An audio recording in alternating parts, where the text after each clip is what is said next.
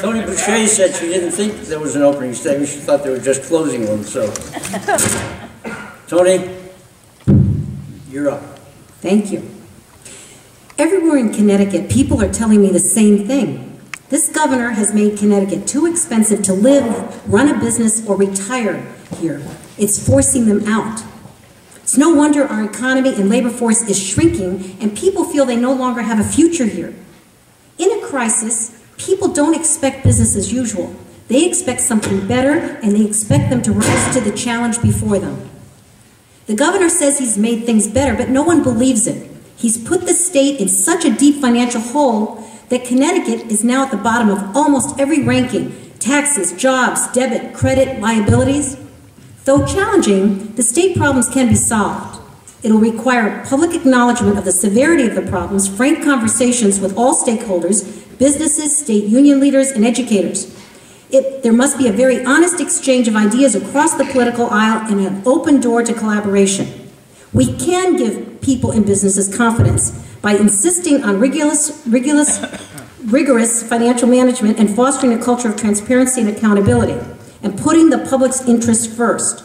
Jobs are in everybody's mind and is the top priority, and my plan to put Connecticut back on top is to grow our way out, not spend our way down. If you expand the tax base, you don't need to increase taxes. In fact, you can reduce them. And that is exactly what people and businesses need. It costs businesses 25% more per employee than if they were located elsewhere. My plan supports job creators by reducing their overhead costs and putting money back in the consumers' pockets. It phases in a new tax structure that eliminates our progressive tax brackets, phases out inheritance, gift, pension, and real estate taxes for all citizens, not just some of them. It will reform employer mandates, including unemployment and workers' comp systems, minimum wage and paid sick leave. It'll put a stop to executive orders that unionizes home health care aides and daycare providers, and it'll keep the promise to let temporary taxes expire, such as the 20% surcharge on corporate profits, and eliminate the business entity tax. Businesses don't want subsidies. They want lower taxes and more customers in the door with more disposable income. My plan replaces Governor's first 5 with a tax-free zone in our inner cities, and it reduces spending in line with tax cuts, and we reform retirement, pension, healthcare plans to save retirement's promise to those state employees. It'll make nonprofit partners with state government to deliver services more timely and effectively at half the cost. And it'll root out fraud, corruption, waste, and duplicate programs, and it'll use technology more effectively. I will be very happy to talk about more of my plan as the evening progresses. Thank you. Thank you, Senator.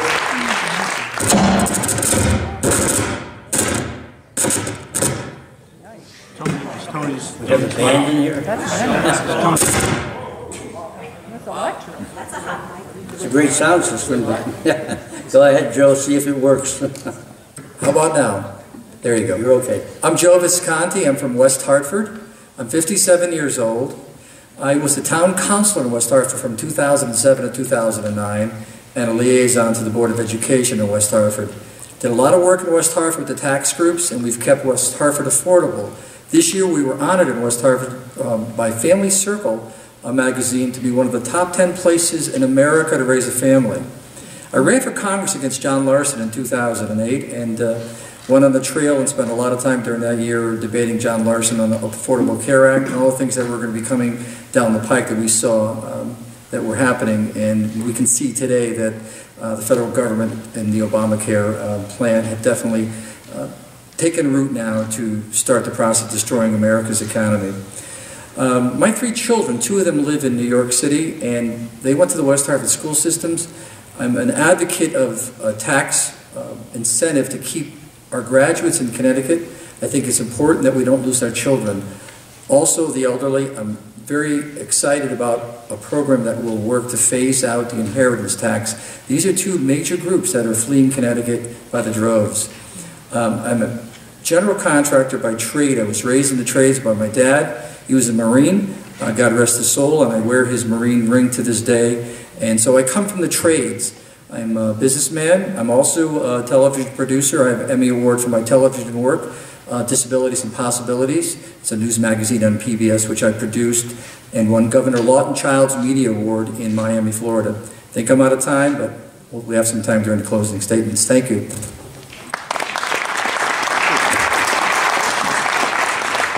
Let's hear from Senator John McKinney.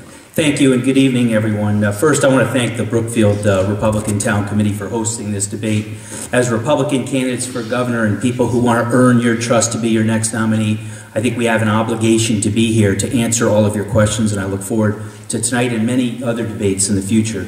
It's also great to be in the hometown of Governor Jody Rell and former Speaker Fran Collins, who I know my dad had the great privilege of serving with in the State House many years ago.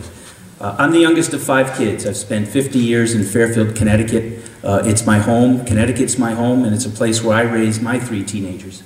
I tell people as I go around this state, if you think raising 3 teenagers is tough, you know, I can do that. I can take on Dan Malloy. That's going to be a piece of cake. We know Connecticut's headed in the wrong direction, and I think you'll hear a lot of the similar ideas from candidates tonight as to how we deal with that. Let me just tell you a little bit about me. I grew up in a family, a big family of 5 kids, where my mom and dad have always been and still are my heroes. They always taught me the importance of hard work, giving back to your community, and always be willing to stand up and fight for what you believe in. Stand up and fight for the little guy. That's what I teach my kids. That's what I've done in my life. That's what I do as a state senator, and that's what I'll do as your governor. Job number 1 of the next governor is to get our fiscal house in order. I've already done that. I've put a budget together that's been balanced, that didn't raise taxes, that actually transforms spending in the state of Connecticut and spends less money than we do now. We spend too much.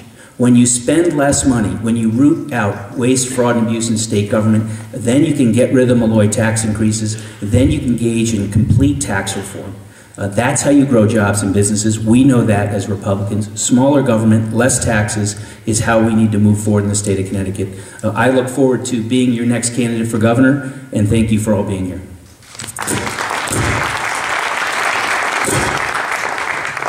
Mayor Belton.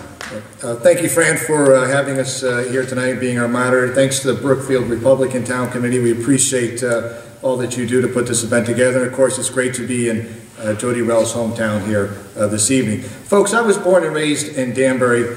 I was educated in public schools. I served our country in the military. I taught high school for 14 years and started a small business right over here on Federal Road in Brookfield. I was a state rep for 2 terms. I've been the longest serving mayor over the last 7 terms in the city of Danbury. In 2010, I was lieutenant governor nominee, and this year in 2014, I'm running with Heather Summers to be your nominee for governor. During my time as mayor, we had the lowest unemployment rate in the state. We recovered from the Great Recession faster than any other community in Connecticut. We've been nominated for the 3rd year in a row as the safest city in Connecticut, and we are one of the safest cities in the United States of America. And let me tell you something, I'm running for governor because I believe in the principles of small government, free enterprise, personal responsibility, and the defense of our God-given constitutional rights. And finally, I'm running for governor because I believe it's more important to enforce the laws that are on the books than to create new laws. You know, Governor Malloy said he's not sure if he's running again for governor. I got to tell you, I don't blame him. I mean, look at the mess that he's created of our state. Look at the absolute mess that he's created of our state. I mean, ask yourself, is it easier to find a job? Is it easier to pay your mortgage? Is it easier to pay your tuition for your college, for your student? Is it easier to put gas in your car every day? 49th in economic growth. #1 as the outbound state where people are leaving from. Need I go on? Please, Governor, don't do us any favors.